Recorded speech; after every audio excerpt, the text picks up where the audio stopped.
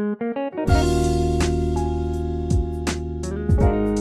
Friends, आप सभी का हमारे YouTube चैनल में बहुत बहुत स्वागत है। फ्रेंड्स, आज के इस लेक्चर में हम बात करने वाले हैं ग्रेटेस्ट इंटीजर फंक्शन की।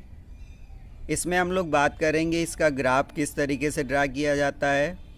इसमें हम लोग बात करेंगे इसका डोमेन क्या रहेगा और इसका रेंज क्या रहेगा। बहुत ही इम्पॉर्टेंट टॉपिक है क्लास 12th में, और उससे जब आगे बीएससी और बीटेक में जाते हैं तो भी ये, और एनडीए सीडीएस में और आईआईटी एग्ज़ाम में ये इम्पॉर्टेंट टॉपिक हो जाता है। इंटीग्रेशन में से रिलेटेड इसमें डिफरेंशिएशन से रिलेटेड इसमें क्वेश्चन पूछे जाते हैं।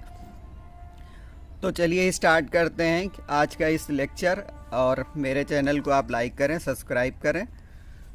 तो चलिए वीडियो स्टार्ट करने से पहले आप हमारे चैनल को लाइक करें। y=fx कोई फंक्शन आपको दिया गया होगा और वो इस तरीके से आप उसको लिखते हैं। ग्रेटेस्ट इंटीजर फंक्शन इस तरीके से लिखा जाता है। तो अब इसका अगर आपको ग्राफ ड्रा करना है तो ग्रेटेस्ट इंटीजर फंक्शन में होता क्या है कि जब आप यहाँ पर कोई भी इसके अंदर की 0.1 वैल्यू ले रहे हैं या 0.2 ले रहे हैं, 0.9 तक अगर आप जाते हैं, 0.9 तक, या फिर 0.99999 जो भी जाते हैं, तो हम लोग यहाँ पे बात कर रहे हैं कि ये जो नंबर हैं वहाँ पर जो नंबर लिए गए हैं वो greater than or equal to 0 लिए गए हैं और लेस देन 1 लिए गए हैं। तो उन सभी का जो आंसर आएगा वो 0 आएगा। उन सभी का आंसर 0 आएगा। जितने भी नंबर हम लोगों ने इसके अंदर लिए हैं और 0 या 0 से ग्रेटर और लेस देन 1 लिए हैं, तो उन सब का आंसर 0 आने वाला है। ऐसे ही अगर हम लोग ले रहे हैं कि वहाँ पर 1 पॉइंट लेके चल रहे हैं, 1 पॉइंट समथिंग, वहाँ पर अगर हम लोगों ने 0 भी लिया था तो वो उसका आंसर 0 ही आएगा। तो इस तरीके से अगर हम 1 ले रहे हैं तो इसका आंसर 1 आएगा। 1.1 ले रहे हैं या 1.2 ले रहे हैं या 1.3 ले रहे हैं तो इसका आंसर 1 आएगा। 1 पॉइंट जो भी ले रहे हैं, जो नंबर हम लोग ले रहे हैं 1.99 तक जो भी ले रहे हैं, वो उसका आंसर आउटपुट 1 आएगा। इसका मतलब है कि यहाँ पर जो हम लोग रियल नंबर ले रहे हैं वो ग्रेटर देन 1 ले रहे हैं और लेस देन 2 ले रहे हैं। तो उन सभी नंबर्स का जो ग्रेटेस्ट इंटीजर की वैल्यू होगी वो 1 होगी। इसी तरीके से अगर हम लोग बात करें कि यहाँ पर हम लोग माइनस ले रहे हैं और माइनस में 0.1 ले रहे हैं या माइनस में 0.2 ले रहे हैं या फिर माइनस में 0.9 ले रहे हैं, ऐसे कुछ भी ले रहे हैं, तो ये आपको देखना होगा कि ये जो नंबर हम लोगों ने लिया है माइनस में, ये माइनस में अंदर रहेंगे।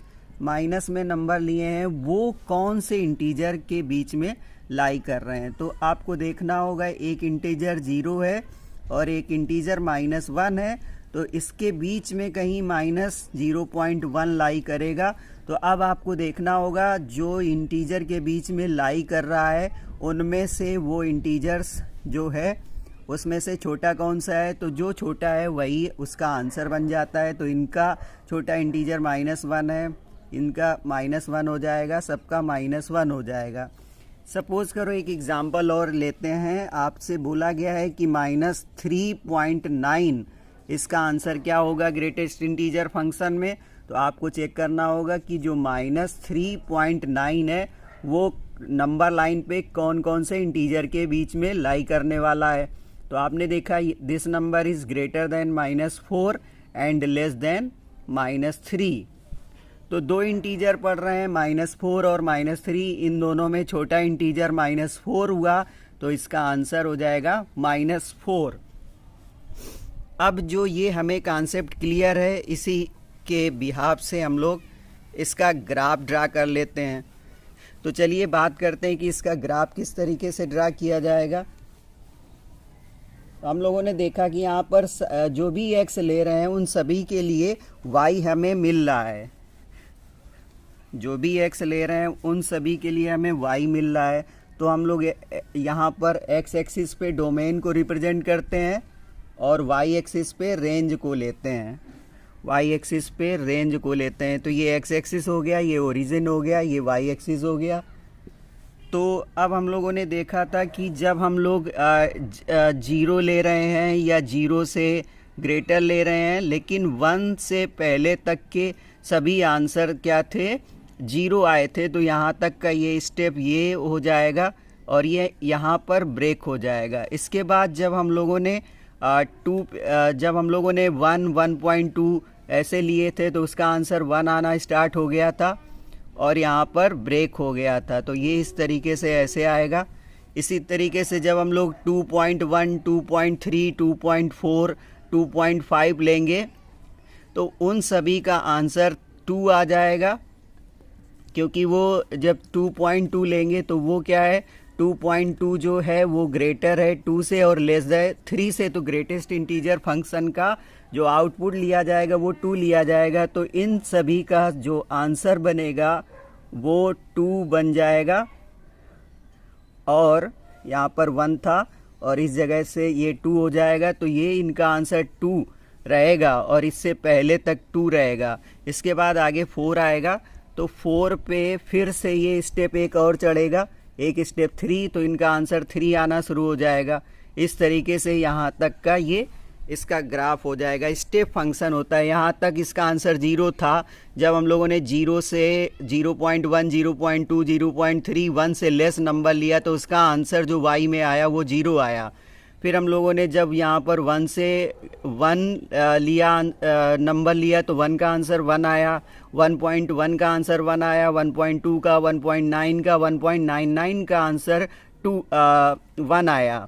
और इसके बाद जब हम लोगों ने 2 लिया तो 2 पे 2 आया, 2.2, 2.3, 2.9 तक का आंसर 2 रहा।